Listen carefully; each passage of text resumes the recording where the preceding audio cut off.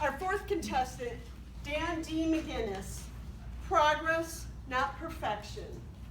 Progress, not perfection. Dan D. McGinnis.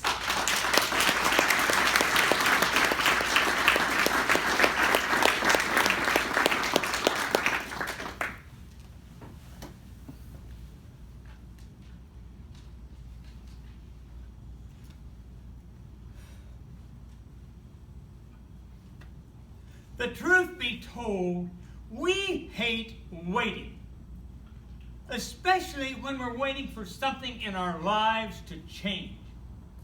And the most difficult kind of waiting is waiting on perfection, which seems to hold our destiny at bay.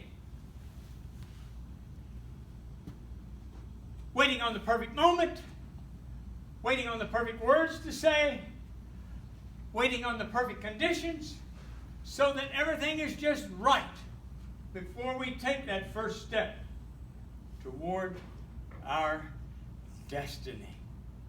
I was just a kid back then, 50 years ago. My favorite subject in school was band. I had a love for music, and I wanted to play drums in a high school band.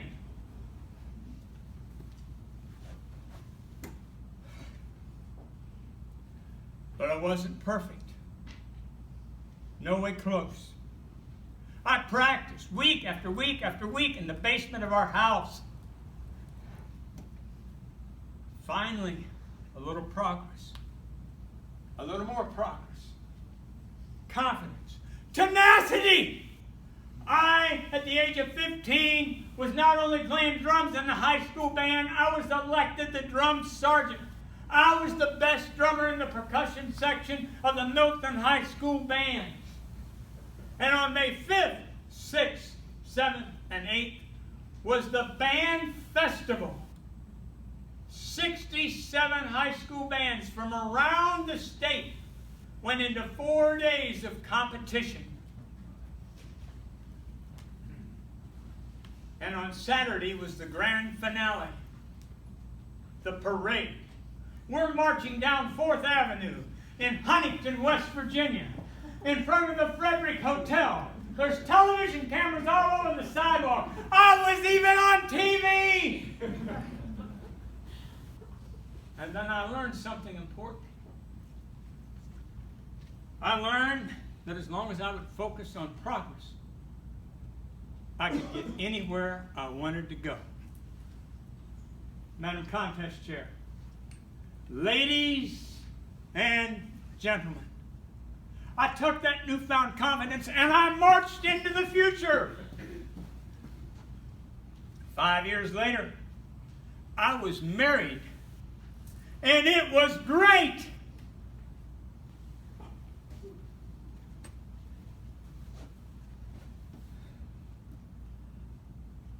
And the 7-year marriage ended in divorce.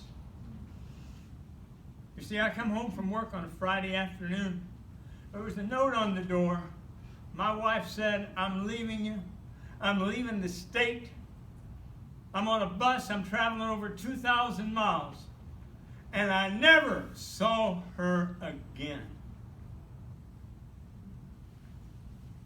What was even worse, she took my one and only son, 4 years old, and I didn't see him again for over 1.5 years.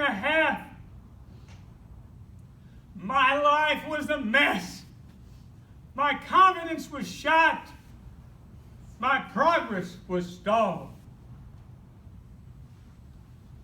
A little while after that, I met Willa. Now, she wasn't Bridget Bardot. She wasn't Sophia Loren. She wasn't Debbie Reynolds. But she was Nadota. That's N-A-D-O-T-A. Not a duplicate of the average. I'll share with you what I mean. On a Sunday afternoon at 5:30 in Columbus, Ohio, I was on my way home from an Army Reserve meeting. and I stopped by her apartment, sitting on the sofa in her living room. She fell to her knees and began unlacing my boots. What are you doing?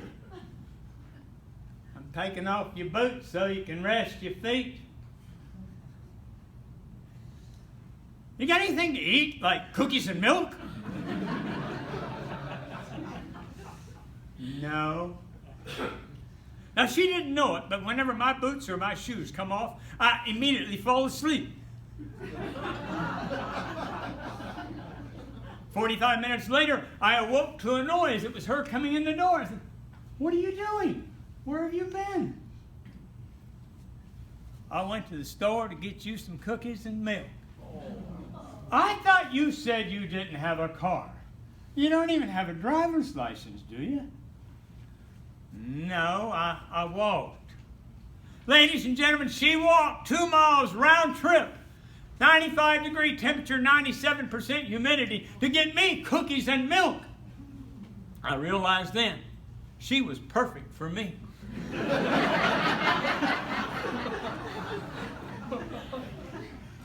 But my concern was, because of what I'd been through, that I may not be perfect for her. Then I realized I was perfect. The perfect idiot. Because I was so afraid of what had happened. I was afraid that I would lose the most wonderful woman I had ever met. And I asked her to marry me. Ladies and gentlemen, this July we celebrate 41 years. Woo-hoo.